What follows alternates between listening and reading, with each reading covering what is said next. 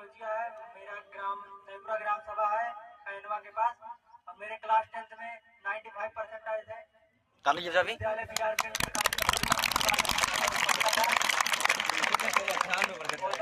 मैं चाणक्य अमर वैदिक science academy inter college में पढ़ता हूँ। मैं क्लास 12th में हूँ इस समय। तैयारी कैसे की थी? जब मैं क्लास 10 में पढ़ता था तो मैं सुबह 5 बजे उठकर 5:30 बजे मुझे डेली कोचिंग जाना रहता था। 7 बजे वहाँ से मैं लौटता था, फिर मैं स्कूल जाता था, डेली नियमित स्कूल जाता था। फिर वहाँ 2:30 बजे छुट्टी होने पर फिर आकर घर से 3:30 बजे फिर पढ़ना स्टार्ट करता था। 6 बजे तक पढ़ता था मैं। 6 बजे पढ़ने के बाद मैं 4 बजे से लेकर 6 बजे तक अपने घर पे ही रहता था, कहीं टहलने नहीं जाता था। फिर पुनः मैं 7 बजे तक पढ़ना स्टार्ट करता था, और उसके बाद 7 बजे 1 घंटा पढ़ने के बाद खाना खाते थे। फिर 11 बजे तक मैं सो जाता था। और ये जरूरी नहीं है कि कोई 4 घंटा सोए 6 घंटा सोए, आप सुबह चाहे जितना देर पे उठे, बस प्रॉपर ही रहना चाहिए कि कितना पढ़ना है मुझे। जब मैं दिसंबर में लास्ट 1 जनवरी में मैं स्कूल जाना बंद कर दिया था, और मैं सुबह 5 बजे उठकर जब कोचिंग जाता था, 7 बजे वहां से लौटता था, तो 11 बजे तक मैं पढ़ता था। एक सब्जेक्ट मेरा 11 बजे तक खत्म हो जाता है। उतना ज्यादा सिलेबस नहीं रहता 10 का, तो वहां पर अगर आप चाहेंगे तो 11 बजे तक आपका एक सब्जेक्ट प्रॉपर शुरू से लेकर अंत तक रिवाइज अगर आपको करना है तो खत्म हो जाएगा। और अगर आप जैसे मैथ के क्वेश्चन सॉल्व कर रहे हैं तो डेली अगर 2 चैप्टर लगाएंगे, 2.5-3 घंटा लगता है। और तो आता है विद्या क्वेश्चन बैंक, सबके पास होगा इस समय विद्या क्वेश्चन बैंक। अगर आप उससे क्वेश्चन सॉल्व करते हैं तो 100% मैथ में आपका 100 में 100 आ सकता है, मैं गारंटी देता हूँ। अगर ना आए तो आप चाहे जो क्वेश्चन मिला लीजिएगा, क्योंकि इसमें पूरा प्रीवियस ईयर क्वेश्चन रहता है। और रही बात अनसॉल्व पेपर की, तो इसको जिसके जिसके पास टाइम वो सॉल्व करें। नहीं तो अगर आप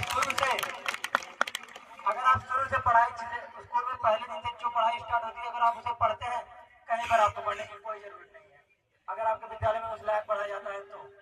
और जो भी बच्चा हो, अगर शुरू से लेकर पढ़ेगा तभी आएगा, और सोचे 2 महीने में कुछ कर। अभी जो अगला 18-20 दिन है उसमें क्या चीज पे फोकस करें?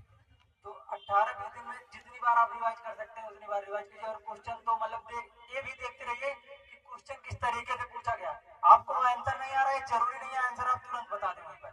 अगर आपको आंसर नहीं आ रहा, आप क्वेश्चन देखिए, अपना जो नोट्स बनाए उससे रिवाइज कीजिए। और अगर वो क्वेश्चन आपके पास नहीं है, आपको आंसर नहीं मिला है, तो अलग से आप सबके पास घर पे मोबाइल होगा, उससे देख सकते हैं। और ज्यादा क्वेश्चन बाहर का नहीं रहता, हर पेपर में क्वेश्चन सब सिलेबस का भी नहीं रहता है, थोड़ा डीप एक आध क्वेश्चन रहता है। अगर आप उसे मोबाइल से देख सकते हैं आराम से। और अगर आप 5 साल का मिनिमम 5 साल का क्वेश्चन अगर आप सॉल्व कर लेते हैं, आराम से आपका अच्छा नंबर आ जाएगा। 95। इसका ये मतलब है कि 5 साल का क्वेश्चन पेपर तो हर कोई अब यहाँ से अभी जाके उसको निकाल ले और उसको तुरंत सॉल्व करे हर सब्जेक्ट में। ये सब लोग कर ले, इससे मार्क्स बढ़ जाएंगे। अगर हम जनपद का औसतन मार्क्स बताएं तो हमारे यहाँ जो बच्चे हैं, स्पेशली जो बालक हैं, उनके 50 से 60% एवरेज मार्क्स आ रहे हैं, बालिकाओं के ज्यादा आ रहे हैं मार्क्स।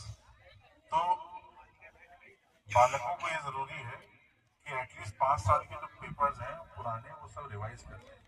हम चाहते हैं मैक्सिमम मार्क्स आप लोग एग्जाम में आए। और अभी कोई और काम करने की जरूरत नहीं है। जैसे आपके गांव में बहुत सारा कार्यक्रम होगा, शादी ब्याह 50 चीजें होंगी, तो जरूर नहीं है वहां पे जाके दावत में बैठो। अपना घर में पढ़ाई करो। ये वक्त कहीं भी घूमने फिरने का भी नहीं है। सभी बच्चे भी आज जो सर कह रहे हैं, इसमें मैं 2 साल तक कहीं भी अपने किसी रिश्तेदार के यहाँ नहीं गया था, पूरे 2 साल तक अपने घर पे था। बहुत अच्छे, बहुत अच्छे। देखो आप ही के साथ हैं, आप ही के साथी हैं। इन्होंने बता रखा है कि क्या किया था इन्होंने। पहली बात, समय से सुबह उठ गए, मॉर्निंग ले ली, अपनी तैयारी शुरू कर दी। दूसरा काम क्या किया, 5 साल का पेपर कर लिया। 5 साल का पेपर अभ्यास, एक तो टाइम मैनेजमेंट बताया इन्होंने, रिवीजन बताया, पिछले सालों के क्वेश्चन पेपर्स को रिवाइज करना बताया।